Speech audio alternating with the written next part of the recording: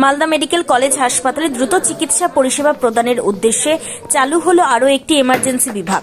নতুন এমার্জেন্সি বিভাগ বুধবার আনুষ্ঠানিকভাবে চালু হলো মালদা মেডিকেল কলেজ হাসপাতালের ট্রমা কেয়ার ভবনে। নতুন সার্জিক্যাল এমার্জেন্সি বিভাগ বুধবার ফিতে কেটে আনুষ্ঠানিক উদ্বোধন করলেন ইংরেজবাজার পৌরসভার চেয়ারম্যান কৃষ্ণেন্দু নারায়ণ চৌধুরী।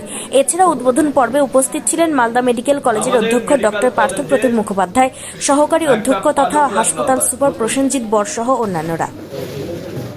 কাজটা ভালো করে করেন কিন্তু ম্যাডাম, বুঝলেন, সার্ভিসটা ঠিক মতো দেন। একটা বদনাম হয়ে আছে আমাদের যে এখানে সার্ভিস পাই না।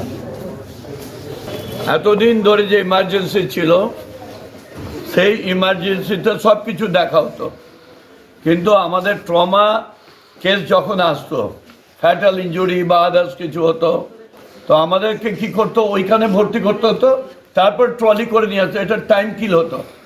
এখন আমরা টাইম কিল করতে দিচ্ছি না। আমাদের প্রিন্সিপাল আছেন, আমাদের এমএসবিপি, আমাদের যারা সিস্টার আছেন, আমাদের যারা মেডিকেল রিলেটেড আছে, এখন আমরা করছি একদম সরাসরি ইমার্জেন্সি নিয়ে আসছি। এখানে তার প্রাইমারি ট্রিটমেন্ট হবে, যদি দরকার পড়ে এখানে বেড হবে, তারপরে যদি নিয়ে যেতে হয় অপারেশন থিয়েটার, যা যা করো এখান থেকে করো। আর কাছেই হচ্ছে ওটি, তারপরে ওটি আছে, এটা করা যাবে।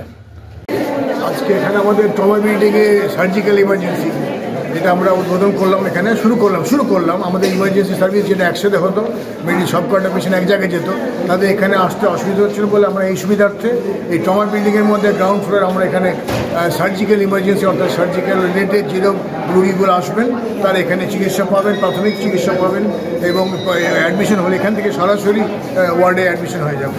অর্থাৎ তাদের ওখান থেকে রুগী আনা এবং আবার নিয়ে যাওয়ার যে অসুবিধাটা, সেটা ওভারকাম করার জন্য আমরা এটা করা হলো। সার্জিক্যাল এমার্জেন্সি এখানে হবে। সার্জিক্যাল কেস আইএনজি থেকে শুরু করে জেনারেল সার্জারি, অর্থোপেডিক, চারটে ডিপার্টমেন্টে মিলে সার্জিক্যাল কেসগুলো থাকে, সেগুলি হবে। বেড বাড়ানো হয়েছে। বেড বলতে আগে যে এমার্জেন্সি ছিল এখানে লিমিটেড বেড ছিল, সেখান থেকে এখানে বেডের নাম্বার বেড়েছে, প্লাস অবজারভেশন যে এরিয়াটা সেটা অনেকটা স্পেস বেশি, তার জন্য কি পেশেন্ট পার্টির পরিষেবা পেতে সুবিধা হবে পেশেন্টের। আর অবজারভেশন করতে অনেকটা সময় পাবো, এবং যদি দরকার মনে হয় সেগুলো অ্যাডমিট করা, সেগুলো অ্যাডমিট হবে।